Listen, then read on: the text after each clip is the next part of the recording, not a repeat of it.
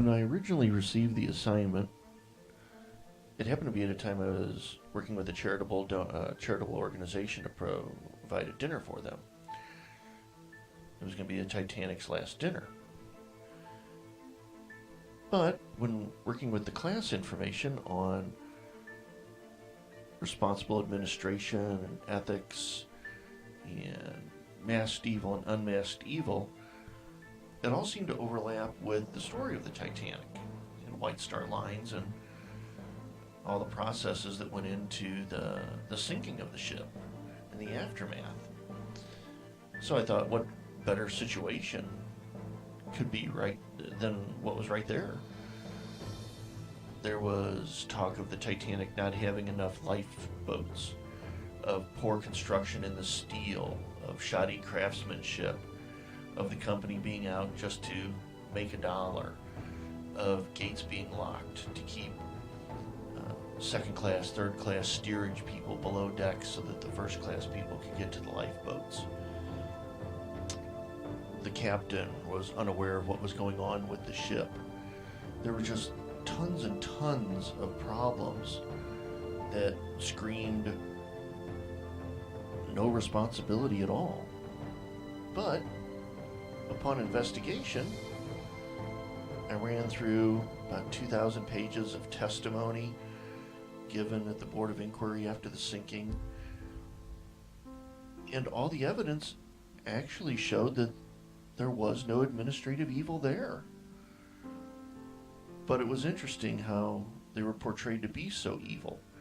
So it got me thinking that even if there is no evil intent or presence, you still have to deal with that because it can be portrayed upon you. The Titanic was way ahead of its time. When you look at all the evidence, and I researched hours and hours of video, about 2,000 pages of testimony, and several books, all on everything. I was really trying to find problems. I wasn't able to do it. But White Star was always nailed with being downplayed in the press and everything for the tragedy.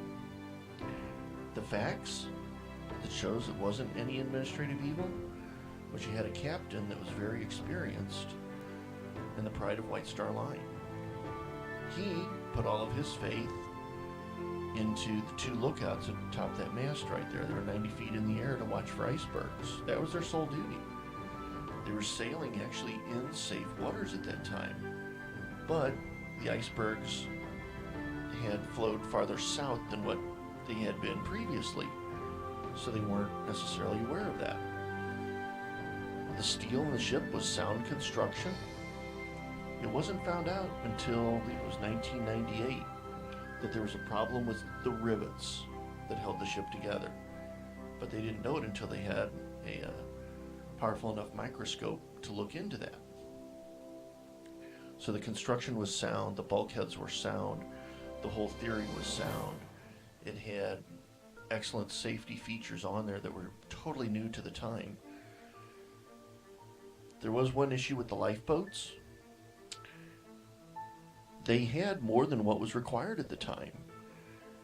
But in 1912, they were still using the 1894 guide and policy on what was required. And they did actually put more lifeboats on than what they were required to do. They also figured if they were showing an unsinkable ship and to have enough information, or not enough information, enough lifeboats for everybody, they would have about 60 lifeboats on their ship. That led to a marketing question. If you're publishing your ship as unsinkable, why would you have so many lifeboats on there? So I can understand that from a business perspective. They're saying one thing but showing something else. The captain wasn't aware of the ice field. One of the radio operators told one of the first officers on the bridge. A couple hours later, they told the captain. A couple hours later, they had another notification that they laid on their desk, so they didn't really have a protocol to deal with. So nobody really knew where this whole line of ice existed. The there was no radar at the time. The lookouts had no spotlights.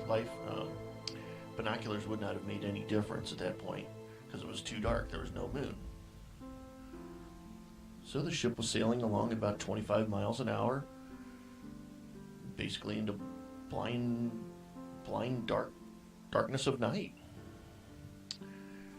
The gates that people had said were locked, testimony showed that there were no locks on those gates. There were safety doors that were locked, but those didn't pertain to anything. So you had over 1,500 people die in one evening just because of a whole bunch of small little mistakes. Rivets that weren't strong enough, messages that weren't relayed or charted because they didn't have any protocol for that, out of date policy on how many lifeboats to have. So technically there was absolutely nothing wrong that I could find. Morally there may have been a few issues, but business wise I can understand them not having 60-something lifeboats.